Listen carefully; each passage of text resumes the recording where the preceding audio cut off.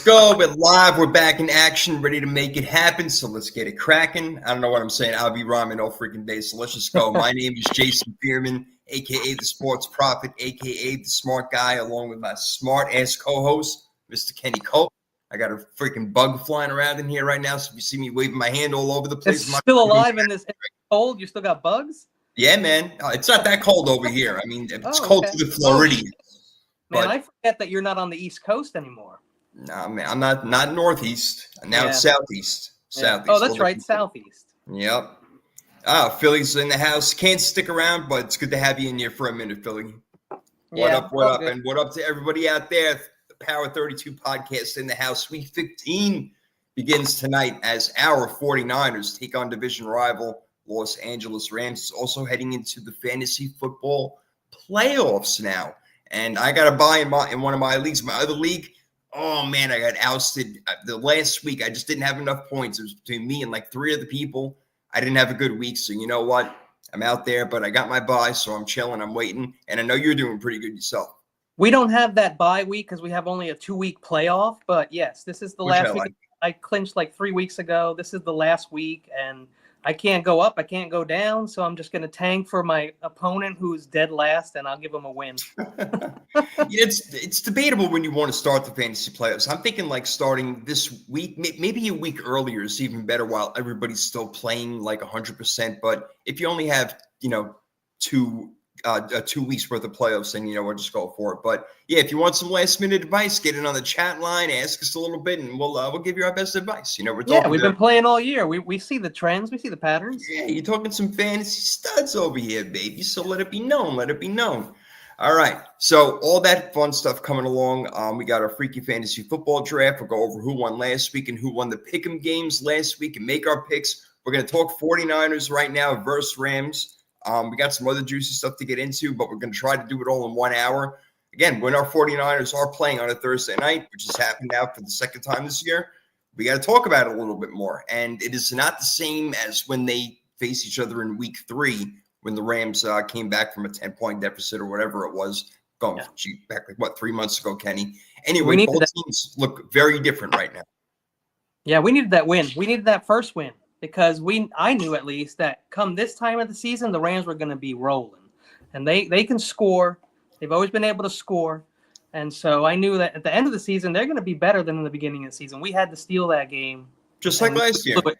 That's what happened to the Rams last year. I mean, they were 3-6 and they finished 10-7. So they have, look, when you got Puka Nacua and Cooper Kupp and Kyren Williams, that's a hard offense to stop, man. As long as Matthew Stafford is on his game, that's a really hard offense to stop. So what they did to the Bills, I mean, damn, they put it on them. Well, I'm going to credit that more to the Bills being a terrible defense, but absolutely the Rams are a great offense, and they can score anytime. If the defense catches up to them, they're going to be a problem. Yeah, but no other team has done that to the Bills this year, put up a 40 spot on them, so that was like legit shit. But it definitely showed.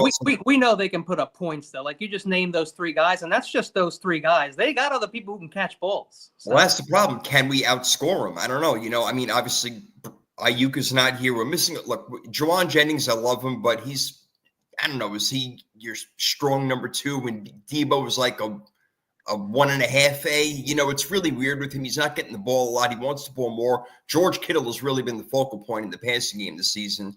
He has been the guy, and he's the man. I got to tell you, I don't have like a lot of favorite football players. I'm not a child, but damn, I love that guy. That guy loves football, and he makes it fun to watch. Yeah, he does love football. You can tell he wants to win every game, and he is visibly upset when he loses, unlike a lot of football players. Yeah, that's true, actually. Yeah, he gives a shit. That man really gives a shit. Tonight's going to be tough. Here's what I'm scared of, Kenny. The biggest thing is the Rams' defensive line against our offensive line, which is banged up, hurt, young, whatever you want to call it. Or just plain bad. An issue right now. It's been bad for years. Bad. Yeah, there you go. It's why Brock has been injured 2 times. It's why we don't have 2 more Super Bowls, in my opinion, and I know a lot of faithful feel the same way. I don't know why we won't address that line, okay? I don't know shit. I'm not a coach. I haven't been trained like these coaches have. But in Madden football, what I do is I get my O-line and I get my D-line first. That's just what I do. Well, you know that. We preach that. Yeah, we preach that on this show. You got to start in the trenches. That's where the football games are won and lost for the most part. I totally agree. And they got some young studs like Braden Fisk, whatever his name is. And my guy, My guy, Jared Verse, who plays little linebacker, little defensive end, he's a real stud, that guy. So I think that between those guys like Kobe Turner, Byron Young, they got players who can get after our quarterback. So it's going to – Kyle Shanahan knows that we got to get the ball out of Brock Purdy's hands quick in this game. And that also might be a good idea given the weather. I'm hearing it's going to rain a little bit. Yeah.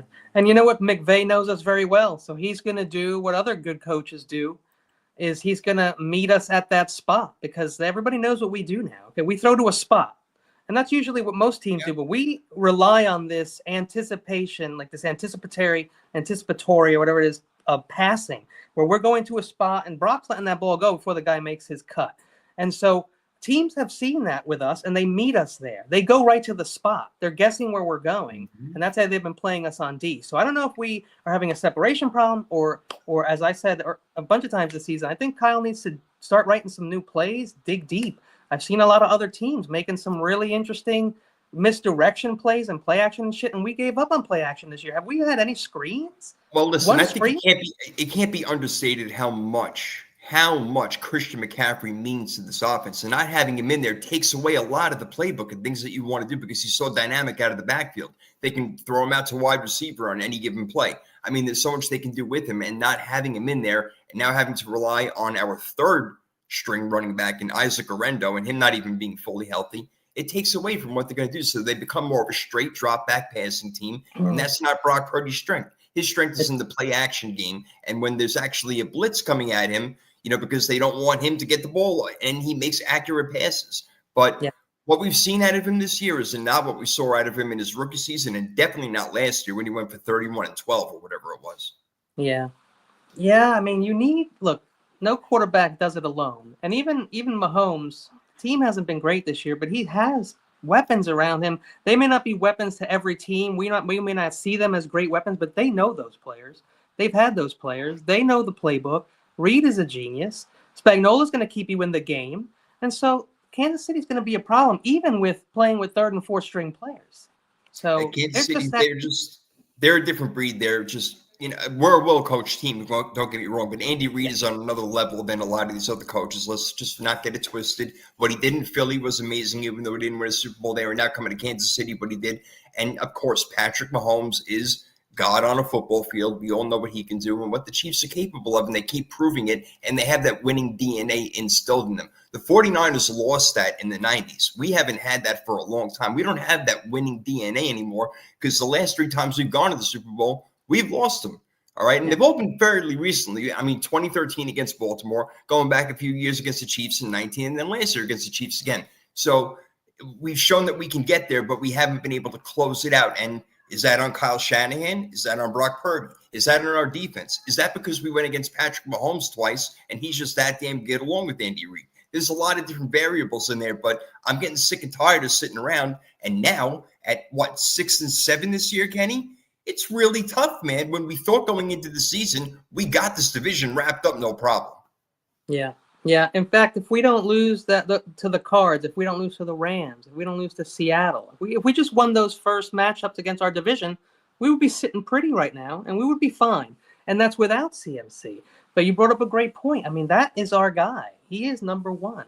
He catches passes out of the backfield. He's fast. I hope he still makes great cuts, but he made great cuts. He was a major threat to everyone. Everyone had their eyes on CMC, and so we could use him as a decoy on every single play, even though he got it 75% of the time. The other 25% of the time when we threw it to Ayuk, he was wide open because everyone thought we were going to CMC again. Why would you stop running the ball with CMC when he continuously gets yards and moves the sticks? Right. And holes for Christian McCaffrey are different than holes for other running backs. He can squeak through these little tiny places and make a 2-yard gain, an 8-yard gain. Whereas, God bless Isaac Orendo and Jordan Mason. Jordan Mason, I mean, he was like second in the league in rushing before he got hurt. He was doing a fantastic job. But again, that was more running the ball. He wasn't catching the ball out of the backfield, and our offense was therefore not as dynamic. You're absolutely right. He's not a pass. He's not a catcher of the pass out of the backfield. I jumbled those words out of order, but catch the ball out of the backfield. He's also not a fantastic blocker. And I don't know if you guys know this, because it's very hard to realize this because he's so damn good. Mason is slow as hell. He's not fast. Okay, No, so he's he's a not. slow guy. Okay, He's so you strong. can't. Yeah. Now Garendo's got the speed and he's got the size, and he murdered that team last week. And that was what we do. And we can get the defense on par with that shit, then I believe that we'll be able to pass the ball again. Does that make sense? It makes sense, and it can happen. It can look. The running game is what we do. That's what everything starts out at. Even with Christian McCaffrey on the shelf and Jordan Mason as well. So Isaac Grando, you show that you can get the job done on the ground. Help us open up the passing game in tonight's game. And yeah, look, we can take a few shots downfield, but we don't have the guys to really do it. So I want to keep the game. Like you said, we keep the game in between the numbers a lot. They know where we're going with the football. So you know what? We're going to have to mix up things a little bit. Maybe a couple of jet sweeps here and there. I don't want to see too many wide receiver screens. I like with Debo. With Debo, I like a few jet sweeps for him. And I mean, okay, maybe I'm not paying. You got to get the ball in that guy's hands. He doesn't touch the ball enough. That's a problem. Right. Look what he's doing on the returns. You can't stop my man. He's getting 60-yard return, like 360-yard returns in the last 2 games or something like that. Maybe I'm exaggerating. Maybe I'm exactly right. Either way, I remember those returns and their money, and that's what he's good at. He needs a little space. He just needs a little room to get that locomotion going. And my man is hard to bring down. He's 6 feet tall. He's only 6 feet tall, and he will bowl over you. He's amazing. He's a true freaking athlete. My question to you is, he's a Ram killer. I believe he's a Ram killer. Like he does Dallas. So I think we can, maybe we make a little stink today. The Rams have a couple of killers, bro. We haven't talked about Puka Nacua and Cooper Kupp and what Kyron Williams can do. Like, they're a problem. And we saw, again, we did the Bills last week. We talked about that for a second. I don't really know how we slow them down. I don't know how we do it. It's going to be hard. If Matthew Stafford is on his game, they're going to put up 30 points. The question is, can we do it also? Yeah. Well, I'll tell you what, Kyle did mix up the playbook a little bit better last week, and so did Sorensen. And I think that's part of the reason why we won. We weren't doing the same shit. And I think this week we got Hufanga's back. Yeah, he's back, which is great. I don't know. Is Bosa going to play today? No, they say he's questionable, but I highly doubt that he's going to play. Travarius the word on Greenlaw? Lenore is playing. You got the word on Greenlaw? Anything on Greenlaw? Not yet. He's right now questionable, so I don't know if he's coming back. I mean, if we make the playoffs, then maybe he comes back, but otherwise, I don't know why you're rushing back. Well, just having Huff back last week, everyone on the team agreed that shit was key. It was huge having Huff back. We were playing the Bears. And Huff is not amazing. He's not amazing. He makes his mistakes. He blows coverages a lot, but he makes good instincts. He has got great instincts on the ball. He really does. All right. We'll talk about this game a little bit more as we get to it and break down the other games for week 15. But last week we had our Freaky Fantasy Football Draft, as we've been doing the last few weeks now. And I know that you won the first one. And this time coming around, you had Kyler Murray, you had Tony Pollard, T. Higgins, Travis Kelce in New Orleans defense. You didn't get much help from Higgins, really. A couple of the other guys did okay for you. So you got 58.1 points. Oof, terrible. I had a couple of guys go really good for me. I mean, I had Jalen Hurts. He scored a bunch of touchdowns. I had Josh Jacobs. A.J. Brown did okay. Laporta did okay. The Steelers did all right. But I got 76. So 76 to 58, basically. So I'll take this week, and I will make the first pick this week. As far as our records go from last week, and we'll make our picks in a little bit over here, listen, if we haven't been tied, I've been taking you down for the most part this year, but you got me this week, man. And it all came down to that Monday Night Football game. You went 10-3. I went 9-4. I took Dallas. You took Cincinnati. And if you saw the end of that freaking game, I don't know if you watched it or not, but Dallas was like, they block a punt. Leon Lett comes back from 1993. I mean, are you kidding me? They touch it, obviously. Why touch that? Because he didn't know what he was doing. He didn't know what he was doing. He had no idea. And how they don't know, it has to go on coaching or one play. It was like that was the one player you did not want in that position right there. It seemed like everybody else knew what to do except for him. And he just that's usually what happens, right? I mean, you ever see the Water Boy where the kicker's like getting ready to do his onside kick, and he's like, "Let me look at these motherfuckers." This guy, a dude right there. This guy's like shitting his pants. He's like, yeah. So he kicks it right to him. They know what they're doing, man. I love it. Oh, man. So, yeah, good stuff, man. So I take one, you take one. All good right there. So we'll do round 3 of Freaky Fantasy Football Draft right now. All right. So since I won, that means I get first pick. And I'm going to go with this week. Oh, you know what? I'll wait till Monday night where the Vikings play the Bears. Sam Darnold off his best game as a pro. Let's see what he can do the second time around. I'll take Sam Darnold with my first pick. All right. I get 2 now, right? You get 2. Let me take this week against a very bad New Orleans. Not so bad. A New Orleans defense is that bad. They got some sticky cornerbacks, but I think Nola's kind of done right now. They just lost Carr. They got a lot of injuries. It's going to be Kamara, and I think I forgot this guy's name, the guy who's behind Kamara right now, but he's going to get some touches too. I think they're going to run the ball a lot. Their tight ends are banged up. Olave, I heard, might make a chance to play in this game, but I don't know how well he would do with Hainer and coming back on day one. Probably not going to do much. It's not about the win here, though. I think Jaden, if you noticed, he's gotten better from his rib injury. If you look at the stats, he started running the ball again, and he's starting to put up some points. I'm going to take Jaden Daniels as my QB. All right. I had him on my list, so I like that. Yeah, and I'm going to back him up there. I'm going to let him throw to Malik Neighbors 14 times. Let's go. Jaden Daniels, Malik Neighbors. All right, not bad. So you got your quarterback and your wide receiver. I have my quarterback, Sam Darnold. I get 2 picks now, receiver, running back, defense, and tight end. I'm going to go with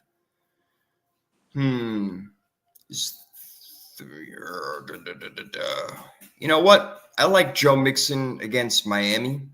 I think I'm going to do that. Take Mixon. Yep, Mixon against Miami. That'll be my running back. Could see him getting in the end zone a time or two. And I'm not going to pick our 49ers, but you can easily take Nakua Cup in this game, so I'm not going to do that. I will go with I'm going to go with a weird one. You ready for this? Yeah. Because they're playing the Falcons. The Falcons D is like, whatever. They're whatever team. It's in Las Vegas. Jacoby Myers is the only guy they throw the ball to. I'm just going to have him and, hope that he can get in the end zone maybe a couple of times. So I'm going to take a little gamble over here in Las Vegas and go with Jacoby Myers. I like it.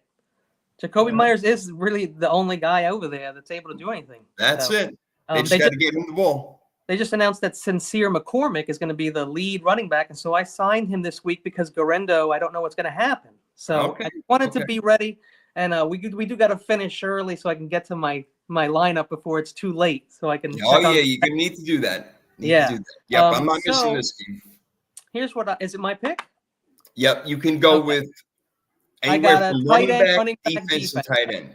Yeah. Okay. So you got the Jacoby Myers. I'm going to go the Brock Bowers because that's the only 2 people they throw to. That's a good one. That could be a good one for me. Yeah. That's a good one. Then defenses are a little wild. So, and there's only 2 of us picking defenses. So I'm going to wait that to be my last pick. And so for my running back, I believe is what I need. I'm going to go David A. Chan. All right. Uh-huh. And against Houston. Okay. Yes, so far we got our running Daniels. Backs. Yeah, our running backs can go up against each other. Yeah, there you go. Perfect. So far, you got Jaden Daniels, Devon Achane, Malik Neighbors, Brock Bowers. I got Sam Darnold, Joe Mixon, Jacoby Myers, and now I got to pick my tight end and defense to close out my team. I will go with our boy George Kittle having a big night tonight. Ooh. Even if it rains a little bit, that's Purdy's go-to guy, so I'll take him. And for my defense, I'm going to go with why did I write them down? Why do I like them? You know what I'm going to take? Oh, come on, Jake. Just make a pick. Who do you want? Nah, take your time. It's only we got time. You know what I'll do? I'm going to take the Jets defense against the Jaguars. I like it.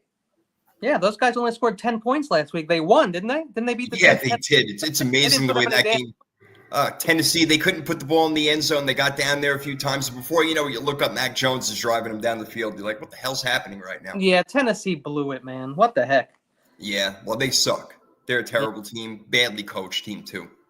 Real bad. All right, so just me picking D, or you got another pick? Nope, that's it. I'm out of picks. You got to make your defense, and then we'll see who wins come week 15 end. Here's what's funny. I love the Chiefs-Browns, right? But the Browns with Jameis, and they got Tillman back. They got Moore now. They got Judy. Yeah. If he's healthy, Judy, Chubb, and Njoku, I think, I don't know if Njoku's playing this game, but either way, I just feel like the Chiefs, even if they're up, they're going to give up a ton of yards and possibly some scores here. So I don't like the Chiefs. I'm going to go with the Ravens against the Giants. Well, that's a good pick. That makes sense. I looked at the Chiefs because they're so, it's so nice to pick the Chiefs. They always win. But I'm thinking about stats here. And I think the Ravens are going to have a shitload of, sacks, possibly an interception, possibly even a pick six against the Giants. So. Well, we're going to get into that Chiefs game. I'm looking forward to it because I think they might be in a little bit of trouble. I'm not saying they're going to lose the game, but they might be in a little bit of trouble. I see some scoring over there by Jameis and those guys. It could be. Yeah. They could be. I know you think there's a conspiracy theory with the Chiefs, right? You think that, the NFL is trying to script these wins for them? I don't think I'm the only one anymore. I thought I used to be the only one. But this year, I think a lot of people got on board with the conspiracy WWE/NFL league, right? It's just y'all drinking that Jim Jones juice, man. Yeah, man, little cult going on right now. Here's what's going to happen is that you got the Chiefs who have had maybe the worst team they've ever had. They have a great defense, but we've had teams before with great defenses and not do what the Chiefs are doing. These guys, and I sent you the Unk and the Ocho interview, where even they're like, yo, there's luck and then there's rigged. And it's like, you can't tell anymore with the Chiefs. I mean, the things that they do every week is like, and I said this yesterday on another show, they look like scripted movie endings, like miracle movie endings in football movies, but we're seeing it. And it's happening almost every play. And so I got a couple examples here. I don't know if I sent you this chart. I send people charts and graphs all the friggin' time. Here we go. So we got Chiefs. Okay. They beat the Ravens because Isaiah Likely's toe was like an inch out of bounds. Do you remember that? Yep. Of course I remember. The last play of the game. Yeah. Okay. They outgained, but they lost they lost the turnover battle and still beat the Bengals. Right? Okay. You can blame their defense for that because they are pretty bad. The missed pass interference call, which I don't know if you remember, against the Falcons. Clear pass interference because the refs can call whatever the hell they want. They could literally call a flag on every play. You know that.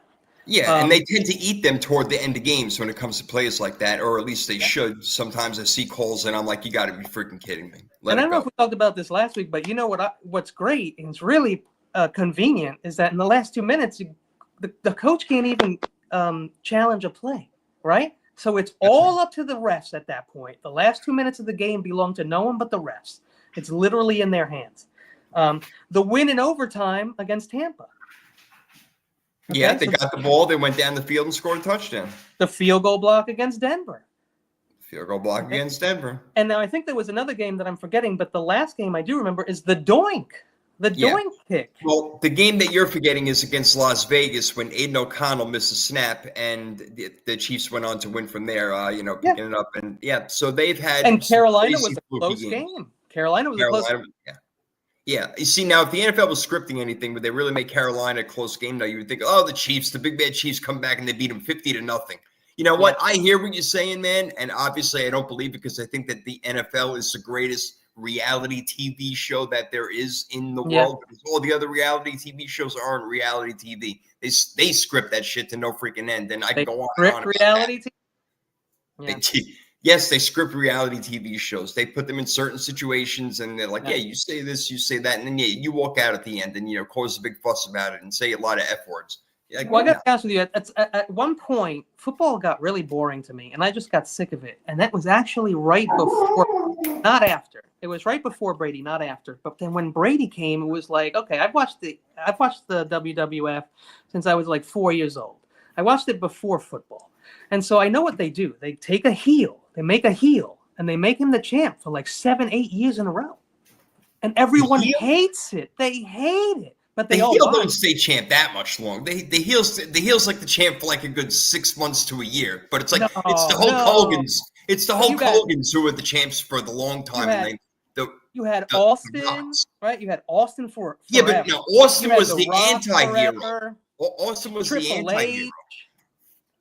Triple H. Yeah, sure. Yeah, well, here's the thing about wrestling. Wrestling moves faster, though. So they don't have to have the heel for 7 years because they do a damn show 365 out of the year. Yeah, they do. That's what football loves. That's what football loves about the WWF. Yeah, is that they can make money every single day in record numbers in arenas every day.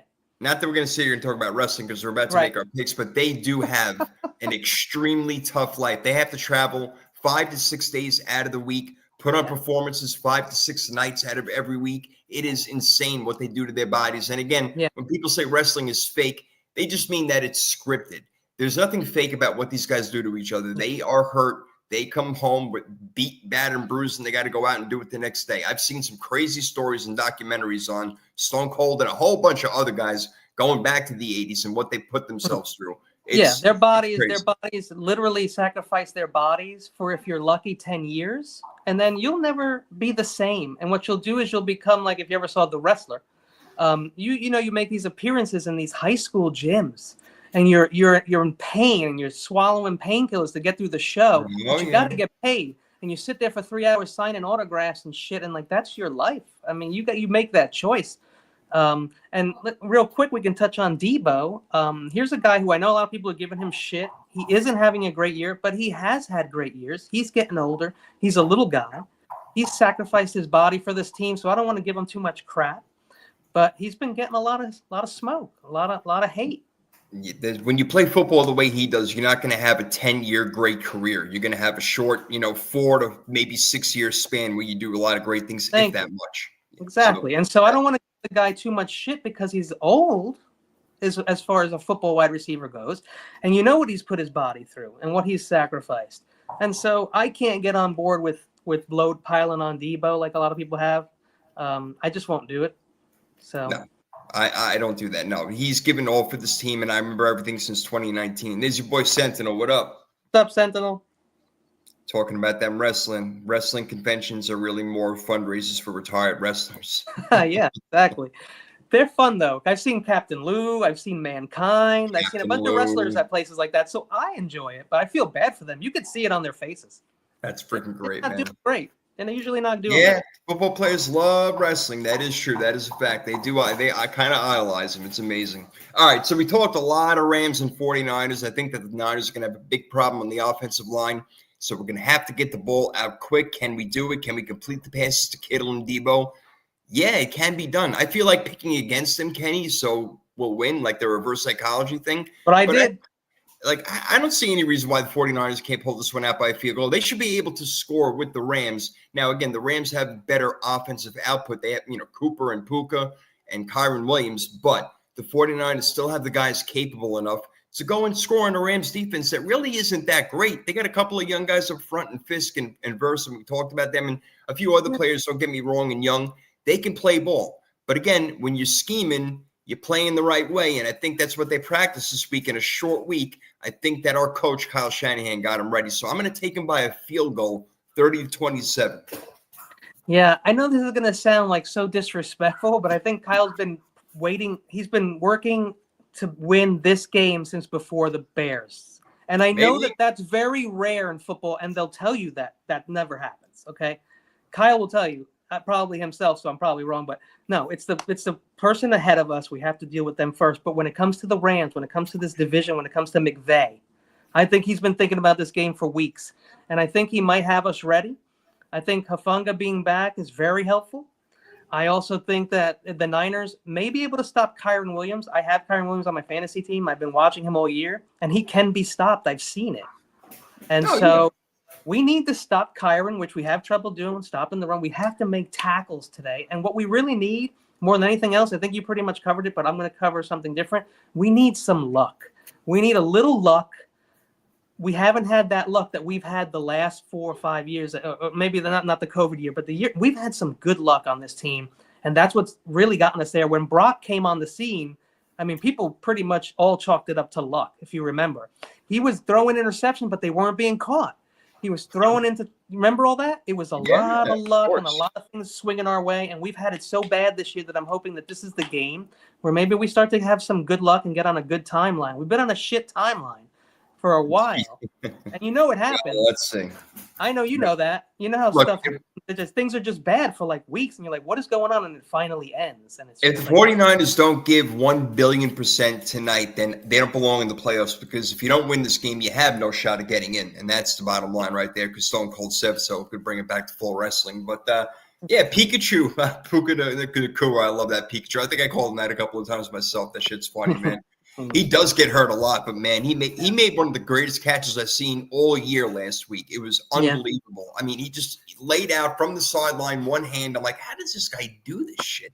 I don't know. And listen, you're right, Senta. You're right, Senta. Luck is what happens when preparation meets opportunity. That's exactly right.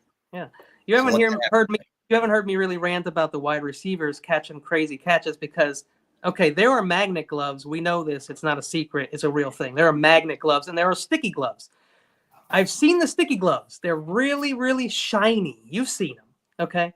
Yeah. The other ones look like they're like matte black. Those are the ones that are magnet gloves. This was no magnet catch. This was just a fantastic catch. I've seen the magnet. I've seen it in the NFL. I've seen the ball twist into someone's hand. Like, it's just, it can't happen, okay? So that's a magnet glove. I'm not saying it's happening all the time. I'm not saying it's even legal or that anybody knows. I'm just saying I've seen it, but that catch was legit incredible. There have been some really good catches this year, actually. Some wide receivers so much better than others right now. There are like 4 or 5 wide receivers that are like, same with the quarterbacks that are just so much better than everyone else. It's incredible. Well, that's the way it goes. Let's hope that Brock Purdy is better than Matthew Stafford tonight. Cooper Rush is going to be going up against Bryce Young when the Cowboys go to Carolina. The 5-8 Cowboys, that is, against the 3-10 Panthers, who have been playing better lately. And the Cowboys almost pulled out that win Monday night. That was really interesting. All right, this game is a tough one to really pick, but Carolina's been playing better. I feel like they want to play and want to be like, hey, you know what? We're going to be around next year. You're going to have to watch out for us. So do they win this game? Do they have enough to beat CeeDee Lamb and Cooper Rush, who is playing with some confidence? They really don't have a running game. I don't like Dallas that much on the road over here. If they were playing at home, might be a different story. But I think the Carolina's got enough to beat them at home. I'm going to take the Panthers. I agree. I'm with you. I don't know if this is considered an upset, but I don't think it's an upset. As a matter of fact, I think Carolina's favored in this game, so I wouldn't even call it an upset. All right, no upset then. We're not alone. I see the same thing you see. I mean, Dallas is done. Carolina's also done, but I feel like they need to win to prove something. The Dallas don't give a shit. Like, that's how I feel right now. Dallas is they're not playing good football this year. I will give Rico Dowdle a little bit of credit because he has started to play a little better. Jake Ferguson is back, and so that's another threat. He's usually the targets leader behind CeeDee. There will be weapons there. The problem is that I don't think that they're excited. Well, that's basically my why I'm picking Carolina. Yeah, they got the kid Kevontae Turpin, who once you put the ball in his hands, he is really dangerous. So if you throw him a couple of screens here and there, he could do some stuff. He's returned, punts and kickoffs, whatever it's been. He's a real deal player, man. You got to watch out. Firecracker. And if you're Dallas, if I'm Dallas, not if you're Dallas, if I'm Dallas, I mean, I want to see what Schoonmaker has. I want to see what Turpin has. I want to see what my young players have. Our season is over. So it's probably, I wouldn't even give it to CeeDee. I wouldn't even give it to Ferguson in this game. I just see what the kids have. We got to figure something out if we're Dallas for next year. It's not looking good. Those guys want to play football, so you try telling them to stay on the bench for the last 4 weeks. It's not going to happen. But Sentinel agrees. He thinks that Dallas is mentally checked out. They're just showing up for the 9-to-5 paycheck, man. All right, there you go. Yeah. So we both like Carolina and we both like San Francisco. Let's see if we'll agree a third game in a row. We mentioned the Chiefs, who are 12-1 and squeaking by every week. It seems like to get a win, they have to go to Cleveland to play the Browns, who are 3-10, but they're playing better than 3-10. Can they pull off a win at home? You said before, Kenny, you think Jameis Winston could do some shit in this game? I do. I actually believe he can. I believe that they are a team that can score.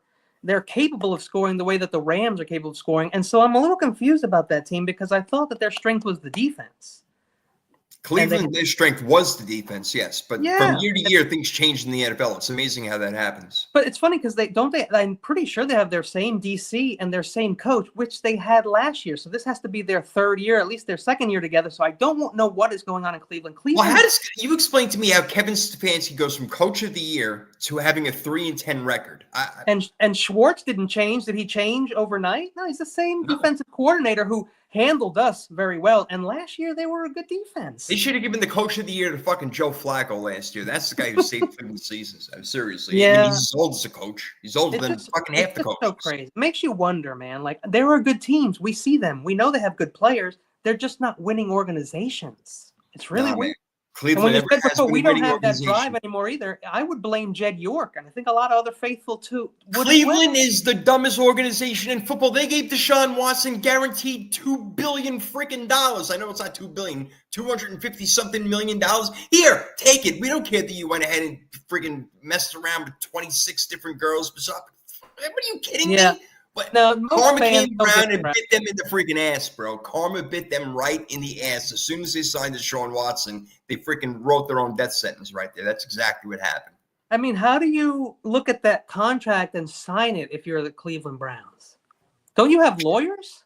Don't you have lawyers warn you They don't about have this? brains. They don't have brains. It's so funny because it reminds me, I've never seen this. There's a very small, short clip of when they let Saquon go in New York, and one young guy in a suit, he was like an intern, probably was like, are we prepared to do we know what we're doing here when we're getting rid of Saquon Barkley? He was the one guy in the room that said something. It's a short. I don't know where the hell it is. I don't know if you can ever find it, but it is hilarious. It's just some intern kid who's like, are you sure you want to do this shit? You want to get rid of your best player here for like $1 or $2 million? You're going to squabble over that? That's what's going to be the deal? It's really amazing. Giants. What a year they're having. What are they, freaking 2-11 also? They're going to have like the number 1 pick. Welcome, Shador Sanders. How you doing? Well, What's up, bro, Steve-O's in the house. Gotta love it. Yes, and sir. Central says because they're not the real Cleveland Browns. They're just an expansion team masquerading as the Browns. You're right. The Baltimore Ravens are the Cleveland Browns, and then they brought that makes no sense to me. Not that we're going to talk about that now, and we can go into a million tangents in the show. But they had the Browns. They're like, oh, fuck that. Baltimore's a better place because the Colts used to play there. So let's throw a team back in there. Then everybody got all pissed off at Art Modell, like, screw this guy. Let's burn him at the stake. We're putting the Browns back in football. And what have they done since then? The same old bullshit. They just can't win. And Newsom is in Baltimore, right? They don't even get the best part of Cleveland. Like, they don't get the best part of the Browns. It's like that's true. Yeah, I mean, he's not there anymore, but yeah, for the time he was there, he was really sticking it to him. You ain't kidding, and man. how many teams does Ohio need, for Christ's sake? And how amazing is it that, like 3 years after they turn into the Ravens, they win a Super Bowl? They beat the Giants. Hey, I see. Hey, we've seen it with the Diamondbacks. Well, not we, because you're a Mets fan. Congratulations, by the way, on stealing Soto, you jerk. Yeah. You know what? I don't even want to talk about that. That's to me too much money, but it's not my money. So what the hell do I? I'm with you. I'm a Moneyball person, so like I don't feel that shit, but I get it. You do it because you know what he's going to do. He's going to bring the organization a shitload of money. Period.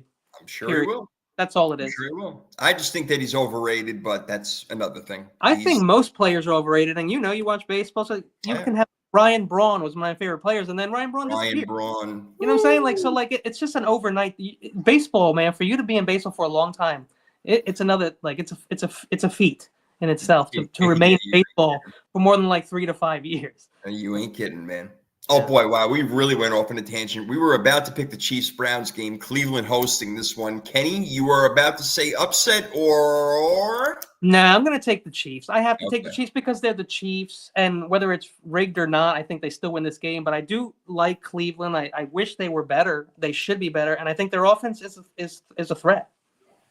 All right. I'm also taking Kansas City, even though I think Cleveland's going to give them a game. I think Kansas City finds a way to pull it out in the end. The Sentinel saying that was the worst Yankees team he's ever seen in the World Series in his lifetime. What, the one against the Diamondbacks? The last one. No.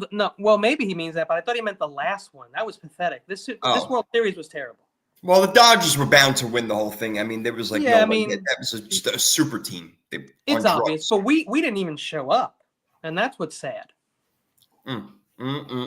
Goodness. All right. Both on Kansas City in this game. Next one is Dolphins-Texans. I think that game will be a little bit better than what people think. I think a lot of people are like, you know what? I like the Texans big time in this game, but they're only favored by 3, and that's by Hard Rock Bet down here in South Florida.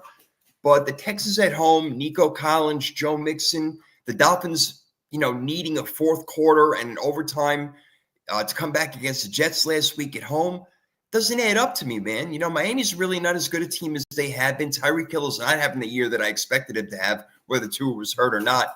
And Houston, while they're not the team that we said, oh, man, they're going to take this big jump, be this big 12 to 13 win team, maybe not so much, maybe 10 or 11 wins. And they're not killing people either, but they're also a team that finds ways to win. I'm going to pick Houston, but not by much over here. I think it'll be a tight game. And I think there will be points scored here. I'm talking something like 27-24, 30-27, but I'm going to take the home team. We have the same thinking, except I think it's going the other way. Okay. Yeah.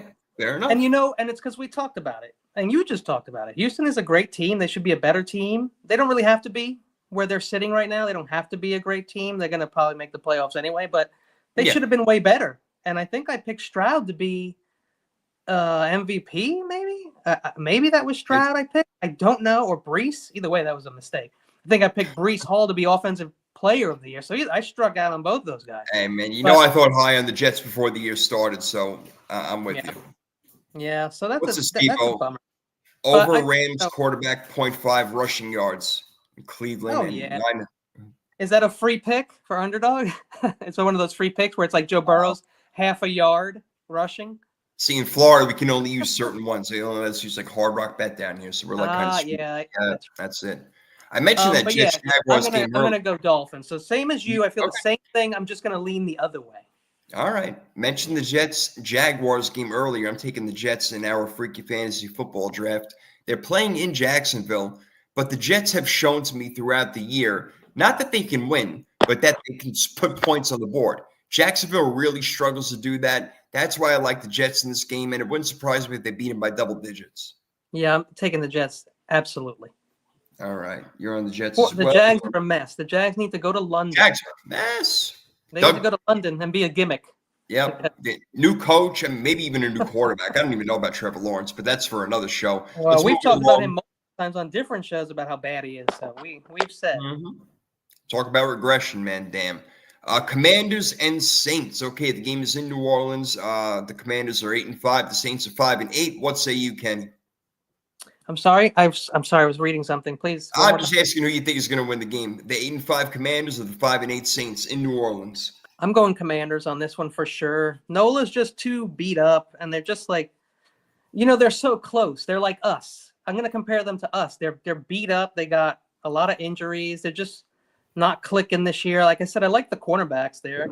They have an okay defense, but Jaden Daniels, and they got to win this game. They're going to probably stomp them pretty good. So I'm going to take the Commanders. Yeah, I like Washington for, all the reasons you said. Again, the Saints being completely banged up and Washington being, trying to show they're a legit team this year. And, they're not just some wild card team that's going to be run over in the first round. So let's see what they can do. The Ravens play the Giants, and they are favored by 16.5 points, and they're going to cover it. The Ravens are going to cover it. They're probably going to win by 30 or something this game. I don't have much to say at all. The Giants are playing with second, third string players. They don't care. Their coach is going to be gone. The Ravens know that they got to get themselves on a bit of a streak going into the playoffs because they are not playing their best football right now. And who better to do it against big, bad blue balls, the New York Giants? All right, give me Baltimore all day. Absolutely taking the Ravens here. The Giants are a disgrace. I hate to say it. God bless them. I don't know how the Giants – I know how the Giants remained in New York. But the Jets, they should have been gone a long time ago. But it's the Jets. They'll be there forever. They'll be there forever. They still make money. Oh, yeah. Make money. Sentinel saying make business decisions in New York players. Yeah. Malik Neighbors, you might just want to hang out with your neighbor for the rest of the year and just sit on the couch and do nothing because you're not going anywhere. Neither are the Bengals and Titans, but they're going to play each other this weekend. So that should be a lot of fun for them. Not many people are going to be watching it. But I don't know. Not even the Titans. Yeah, really. I don't know. The Titans, from the sideline, I guess they'll be watching that game. Cincinnati goes up and down and scores. And that's what I think they'll do. They'll probably win this game 31-17, 31-21. The Bengals with their offense, Titans suck. They lost to the freaking Jaguars last week. Give me a break. They couldn't even score on them when they're the last ranked passing. You couldn't get in the end zone. 600 yards on Jacksonville last week. They did nothing. Could not even get in the end zone. Terrible. How do you not beat the Jags? You're the Titans. That's the way you do it. One of my losses for sure, I'm sure. So, man. So are you going on Cincinnati too? Absolutely taking Cincinnati. As bad as their defense is, they score like Detroit scores. Just nonstop score. Man, my Joe Burrow pick for MVP would have been fucking sweet had they been winning games, man. Jesus. Yeah, but they're not even giving it to him. They're going to give it to Josh. Why would they give it to him? They're not winning games. They're waiting to give it to Allen forever. Yeah, well, he deserves it this year. I mean, finally. He's been killing it. Even that loss last week, that ain't his fault. He didn't play defense. He killed it. I don't know. They still scored 42 points or whatever. Isn't it the same old though? The Ravens and the Bills. Ooh, but guess what? Neither one is going to beat the Chiefs, right? So like, apparently not. Same old shit. No, not until you do it. Not until you do it. And the Bengals aren't around. They're the only ones who have done it. To be the man, you got to beat the man. So the Patriots used to be the man. Now they're 3-10, and they're playing the Cardinals, who are 6-7. So what the hell gives with that game, Kenny? The Patriots have a chance to beat the Arizona Cardinals, who are fighting in our NFC West division. I don't know what the hell is wrong with the Cardinals. They were 4-0 going into the bye. Go on the bye, get a break, come back and go 0-3. That don't make no sense. And so, McNiner, I don't know, you know McNiner from the chats. He sent me a graph. Let me just try and find that shit real quick. Look at you nerds in your basement sending line graphs to each other. Yeah. All right. It's in the messages. So, oh shit. Okay, I'm gonna get it just real quick because it's really funny. Okay, so he gave me this like thing here. It's got all these teams and all these slots, and it's really funny. I'll send it to you because I can't show you over here. But it's got the Bengals, and it says, "Shit, I believe again, even though they're still ass." So people still have a. They still think that the Bengals can like actually get into the playoffs. Well, they'd have to win every game, and everybody else would have to lose every game. So that's not going to happen. I'll send that to you because it's really funny, but I can't talk about it. Oh, man. All right. Well, I'll check it out after. But you think the Patriots can beat Arizona? Yeah, I do, but I'm still going to take Arizona. Okay. Because it's ridiculous. I don't know if you know, I've taken Arizona, I believe, the last 3 times. They've lost all 3 times. So I'm going to stay with it. I told you last week Seattle was going to beat them. I'm like, and now you love Seattle because they're like, what, 3rd in your power rankings now all of a sudden? No, did I put Seattle? No, I'm kidding. No, I didn't. But I did like them last year. I think I've said this plenty of times. I liked them better than Detroit last year. I will say that. I didn't know it was going to happen this year, though. Yeah, well, Detroit's a banger this year, and we're going to get to that game in a couple of minutes. But to finish out this one, I mean, I definitely think that the Patriots have a chance, but I think that Arizona's going to have to bring their A game, so I'm going to give them the win in this one as well. I'll go with you on that one. The Colts are playing the Broncos, the Horsey Bowl. So the horses come out to play, the 6-7 Colts versus the 8-5 Denver Broncos. Kenny, I'll throw it to you. What do you think? Oh, I'm going Broncos all the way. Okay. The Colts are not a bad team, and they'll get 2nd place, and they'll get nothing from it. Nothing good will come from it except a worse pick. Yeah, they won't have a good enough record. They're going to finish 8-9 or something like that if they're lucky. Yeah. I like Denver in this game also. They're a better team. They're better coached. They're more put together. Anthony Richardson can scare you given the athlete that he is. He can throw the ball really far, and he can run really far and really strong and really hard. But can he do it all by himself? Not going to happen against a Denver team like this. Give me the Broncos. I'm with you all the way. Yeah, the defense is too good. Yeah, and they can score apparently too. I mean, Bo Nix does not look like a rookie out there. He looks pretty good. Cortland Sutton, who we tried to get, is one of the best wide receivers in the league. Yeah, man. Yeah, Cortland Sutton's all right. No doubt about it. Our next game is the big one of the week. It is the 10-3 Buffalo Bills going to Detroit to play the 12-1 Lions. I cannot wait to watch this one. Probably going to be a lot of scoring. The over-unders at like 54.5 right now. The Lions are favored only 2.5 at home. Wow. Yeah, I find that a little weird. So that kind of tells you that they think Buffalo's going to be in this game or maybe even win this game. Do I believe that? No. I think Detroit is still being vastly underrated over here. To me, they're the best team in the NFL. They're playing at home. They're going to win. And it may be 44-41, but Detroit's going to win this game because they're the better team. Yeah, I agree. Detroit is the better team, and they should win. I don't believe in the Bills. I don't believe in the Ravens. I don't. I know I've seen it too many times. And we've seen it this year with the teams they've lost to. So I still feel like Kansas City has a stronghold on that AFC. The only good thing the Ravens have going for them is that they can beat every NFC team. Lamar's record against NFC teams is incredible. Yeah. So getting him into the Super Bowl would be nice, right? Right. Right. Because if he can always beat the NFC teams, then get to the damn Super Bowl then, MVP. Yep. Show us you can get there. You know what? He had his opportunity to sign in the NFC, but guess what? He knows that shit ain't going to happen if he's in the NFC because we'll get to see him if he's in the NFC. We just lose to him because we don't see his ass. If he was in the NFC and had the record that he had against the NFC that he did now, then they probably would have won at least 3 Super Bowls already. That would make a difference, correct? That would be a big difference. All right, we got the Bucks and Chargers. That's a sneaky good game. 7-6 Bucks at 8-5 Chargers. Chargers definitely a little banged up, as are the Bucks, but who isn't at this point in the season? We're talking about 2 really good teams over here. Different styles, right? Different styles, but styles make fights. In this style, I think that the more dominant, tougher defense will come through, and that's the Chargers. So I think that the Chargers will pull this one out defensively at the line of scrimmage by getting sacks and getting turnovers. That's what's going to win the football game. Give me the Chargers in this one, but it's going to be a close one.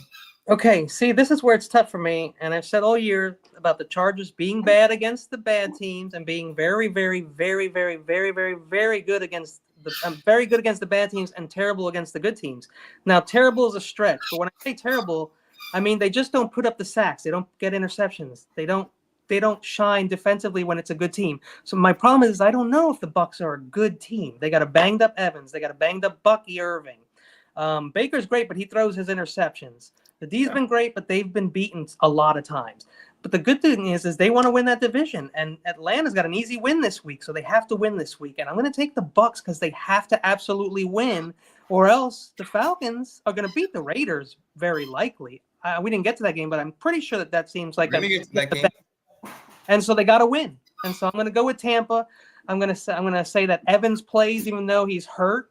I'm going to say that Bucky's in there even though he's hurt. It's just one of those games. Like, you can't get to the playoffs unless you get to the playoffs. So, like, whether people are hurt or not, same thing with Ladd McConkey. I think they'll put Ladd McConkey and let him play because they have to win. Chargers got to win. Yeah, I hear what you're saying. I mean, it'd be nice if they had him in there. Niners do it all the time. He is their best wide receiver. They do need him to play, and it looks like they will be a playoff team right now, especially with the way they are playing, but they need to solidify that. Right, now, so we have a few different games. Yeah. I said that Detroit Buffalo may be the game of the week, but maybe it's the Steelers and Eagles in the Battle of Pennsylvania. The Keystone Another great State battle.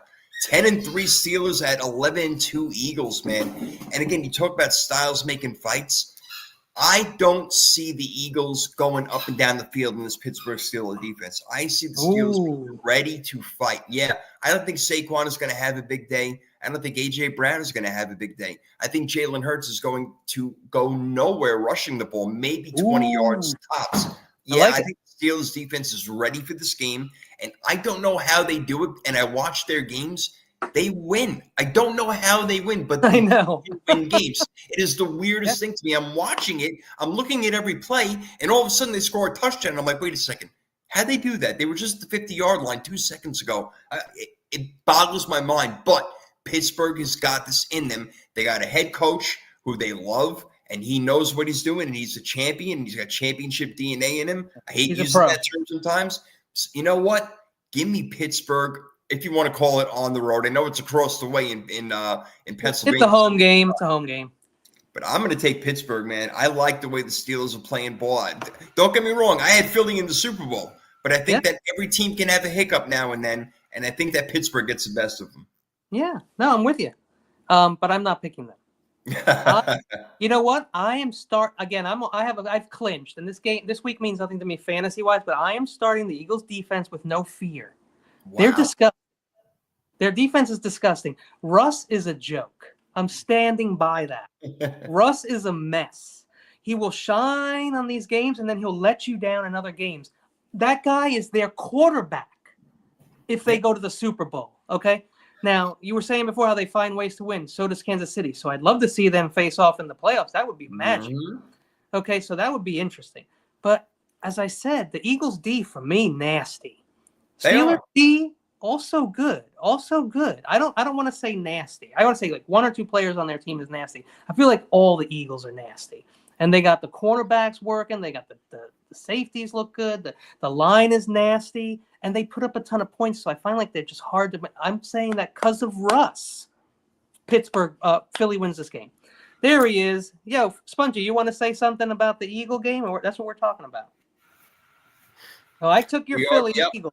Before we get off of Steelers Eagles over here, he's got the Eagles. I'm taking Pittsburgh because they find ways to keep on winning these games. And again, I don't know how they do it, but they just do it. And Philly, that was a little concerning against Carolina watching that game. Now, it's week to week. It's a different game, but I feel the way that Pittsburgh plays football is going to grind and it's going to slow down Philly, and they're not going to get a ton of plays on offense. And you know what? That little rift between A.J. Brown and Jalen Hurts, Brandon Graham throwing his 2 cents in there on his podcast, that shit talking may not be so good. So I don't know how those huddles are going to be and if he's going to start forcing the ball to A.J. Brown.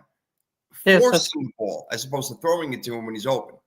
Spongy's chimed in a couple. He's a Philly. He's an Eagles guy, so he chimed in there. He's got a couple comments. Said his safeties are hurt, so that's one problem. And Carolina was a tough team the last few weeks, so they were just doing well. So they may have run into a little underestimating the Panthers a little bit is what might have happened there. But again, I'm going to go with the Eagles D over Russ. That's really I like to make it real simple because we can get into numbers all day and we can go back 10 years with stats and shit. And so I like to break it down to like a quick little thing. I don't like Russ. I do like their D, so I'm going to take Philly. All right. Russ has only lost 1 game with Pittsburgh. Whatever his record is, 6-1? I don't know. Doing pretty damn good. Yeah. All right. The Packers, Seahawks. This is a big one right here. 2 playoff teams likely facing off over here if Seattle can keep it going at home against the Green Bay Packers, who are the better team coming in. They have the better players. I know that Seattle can be explosive here and there, but their running backs are a little bit banged up, even Charbonnet from last week. I'm going to go with the Packers on the road over here in this one. I think they win it around 31-23. They got better players. They got Josh Jacobs, and you give him the ball, it opens up things in the passing game. Give me Green Bay on the road. Yeah, I don't mean to be a dick, but Seahawks, I loved them last year, and other people didn't even notice them, and I don't know why. This year, I just don't like them. I don't know how they're winning games either. They're not that great. No, they are really not that great. And same thing as Russ. I don't like Geno. I don't believe in Geno, and if you're going into the Super Bowl with Geno or Russ as your quarterbacks, I'm concerned. That's just me personally. So I'm taking the Packers for sure. All right, we're both on Green Bay in that pretty one. Pretty nasty. That is our Sunday night game. We got a couple to pick. So we got Philly chiming in over here. Start Tyrone Tracy or Isaac Guerendo. So Tracy going against Baltimore's defense. They're probably going to be throwing the ball a lot, I'm guessing, right? Yeah, but he can catch balls out of the backfield, and they won't give up on the run. Well, they will check down. They will check down to him a lot because the receivers are going to be covered. So he's going to get a lot of touches. PPR, yeah. Now, the thing is that Guerendo's really the only running back going for the most part. So well, they got Patrick Taylor, and you know that anybody can succeed in that run game with the. Do you think the 49ers are going to get down to the goal line a couple of times this game? We haven't been able to get at a third down, man. All right, then here's the problem. The 49ers in the red zone suck. We don't score touchdowns in the red zone. So they're going to have to go outside the red zone, and that's going to have to be probably in the passing game. So Guerendo, maybe not the play. I'd probably go with Tracy. Here's the only reason like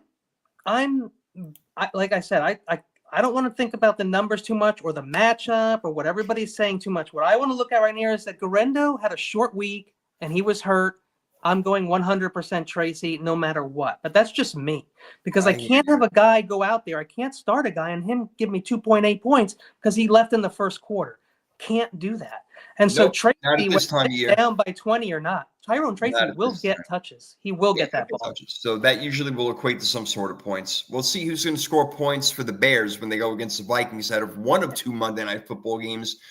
Wow, we obliterated the Bears last week. That was a lot of fun to watch. We needed that game. Hopefully it's a confidence boost going in for us tonight. But the Bears are 4-9. They should be a little bit better than that. Again, they're a poorly coached team, and they have been all season long. Just a mess. They have the players. They should be better than what they are. The Vikings, on the other hand, probably shouldn't be as good as they are. But you know what? They're 11-2, and they find a way to win games. That's why I got to pick Minnesota in this game. They're going to beat Chicago, and Minnesota is holding on for any hope that they could possibly get that number 1 seed if they can go head-to-head and beat Detroit later on in the year. So Minnesota all the way. I don't know if you feel the way I do sometimes, but I just feel like sometimes I'm just old, right? So I feel like that every time I wake up in the morning, my friend. The Vikings are 10-2 or 11-2 or 10-2. That's insane. That's insane. Okay, I don't think they're that good a team, and I believe that their defense has not been as good as in the beginning of the season. But the Bears have zero shot, I think, in this game, except for the fact that it's in division, so anything can happen. But I got to go Vikings. Yeah, man, Minnesota's got this game on lockdown, my friend. And they're playing so much better, too. Addison's been So, balling out, no doubt. No doubt about it. They haven't even needed their running game to show up. So there you go. Sam Darnold, 5 touchdowns last week. and they got Jones. If something happens to Jones, they got Cam Akers. They're fine. Yeah, they're fine. They're doing well. They're not going to win no damn Super Bowl, but they will make some noise on I'm the way. I'm with you on that. They're an early exit in my opinion. Yeah, they're first, second round at best. We'll see. Maybe division round as far as they go. Again, God blessed us with 2 Monday Night Football games. So if your one is sucking it up, watch the other one. That one would be the Falcons and the Raiders. We're going to see Michael Penix come in anytime soon because I told you all year Kirk Cousins is not the savior of the Atlanta Falcons. And I'll say it every damn show until football season is over. They're 6-7. They should be a lot better. They're playing the Raiders 2-11. What a waste of money. Geez, just Kirk Cousins, man. Money Cousins, man. That guy has made a pretty nice living in this league. I go with Penix day one because he had because he had weapons. Okay, I don't want to put Mac Jones out there with nothing, but I do want to put out Penix with all those weapons. Bijan, Drake London, Darnell Mooney, Kyle Pitts, Young Hoi Ko can kick a 40, 50, 60-yard kick sometimes. He's not having a great year, but he had a lot of weapons. So you put that rookie in there and you find out what you got, or at least bridge Cousins, but they didn't even do that. Well, like, that's a lot of money for a bridge. A lot of money for a bridge, but you know what I'm saying? Like, you got to move on, man. Yeah, I don't look going into the draft. I don't think Atlanta expected to draft Penix at that spot. I think it was kind of like, oh, he's there, we're going to take him, kind of thing. You're probably right. Cousins had already been a done deal, so I believe that Cousins probably somehow, some way is going to be out of there anyway next year. I don't think he's going to take a backup role making that much money. That doesn't happen. So in some way, some form, they're going to cut ties with him, and Penix will be their starter. But at least for this Monday Night Football game, his Falcons, for now, will be able to get it done against those Raiders because they really need this game. They have to win this game. And if they don't, then they're even a bigger loser than I thought they were. So give me Atlanta. Absolutely, Atlanta. The Raiders are decimated by injuries as well. They're starting their 3rd and 4th string running backs. Jacoby Myers and Trey Tucker are their wide receivers. Aiden O'Connell's going to try and play in this game. I don't know if he will, but I don't know how much difference it would really make. I know he had a good game last week or whatever it was. That's not that. I just don't buy it. Any game against the Chiefs, I just don't buy it. So the Carolina game where that was close. Okay. And then the Raiders game, I'm so like ruined by wrestling that I just think almost everything is fake. So those games I just think are like, and another creator went through this. I just want to touch on it real quick. He's called like, I forget, he's like Frank the Dick or some, because people hate him for the things he says, but he showed like a lot. He shows you a lot of things where like, you would think that the league is rigged. And again, it could just be coincidence. It could just look really bad. But dude, it all depends how you're looking at it, man. If somebody's telling you a story from this angle, that's the angle you're going to look at it. It's all perception. If they perceive it to be that this is scripted, this is rigged, they're going to show you every angle of how that looks. You flip the card over a little bit, and now you get a whole different story. So to be clear, when I think rigging in the NFL. Well, I think it's rigged, but I don't think that you need 99% of the players to rig it, or even any. If that were the case, would they have suspended Tom Brady for deflating footballs? Suspended for no, that was their golden boy of life. That was the dude. Yeah. Sometimes you gotta like slap the wrist, or everyone's gonna be like, "Whoa, this guy gets away with everything." So he did get a slap on the wrist for that. But what about the 14 other things they got away with for 10 years? Like, he still got suspended for stuff and lost this or lost a draft pick for that. Maybe to spend 30 seconds on this one over here, North Carolina winning the Natty the next few years. Hey, maybe they will. Let's see what happens first. Belichick's no, I don't know. We'll see. I don't like Belichick wearing baby blue. I don't see that shit going on. He's not going to wear that. He's going to wear the dark blue with the navy blue. Yeah, he's going to wear the Roy, like the dark navy blue with like a touch of turquoise. Yeah, that's what he's going to wear. That baby blue color, and I'm like, that don't fit. Bust out the hoodie, Bill. Bust out the hoodie. Chapel Bill is what they're calling it now, obviously. So you know what? I'm just school to a football school overnight. As far as the Chiefs, we'll touch real quick. I just want to get it out of the way, and then we'll move on. Every game that they've had this year is this movie ending. I don't buy it. Okay, you can't have a movie ending for every single one of your games when your team isn't even good. I hear you, man. Don't even have a great team. Who knows what's going to happen at the end of this year? Maybe there will be a Hollywood movie named after it. The whole year, if you're a Chiefs fan, you've been having a great time because you're like, oh, no, my team's going to lose. My team's going to lose. Oh, they won. Oh, no, my team's going to lose. My team's going to – oh, no, they won. Every game. Same thing. Well, it is what it is. When you're that good, you end up winning those games, man, and they're that good. Let's hope our 49ers are that good tonight, Kenny. We need this win more than anything. We don't. We could just forget about it and move on. And I'm going next week to the Miami game down here. They're playing the Dolphins. So I will be at the game, and I hope that it really means something. That would be very important to me to have that going on. So looking forward to it. Excellent. Kenny, great talking to you as always. I will talk to you next week. Power 32 podcast. Go, guys. Hope you enjoyed. Sentinel, Philly, McNiner, all you guys, Steve-O, really appreciate you all chiming in as always. Can't do the show without you, boys. We're out of here. Peace.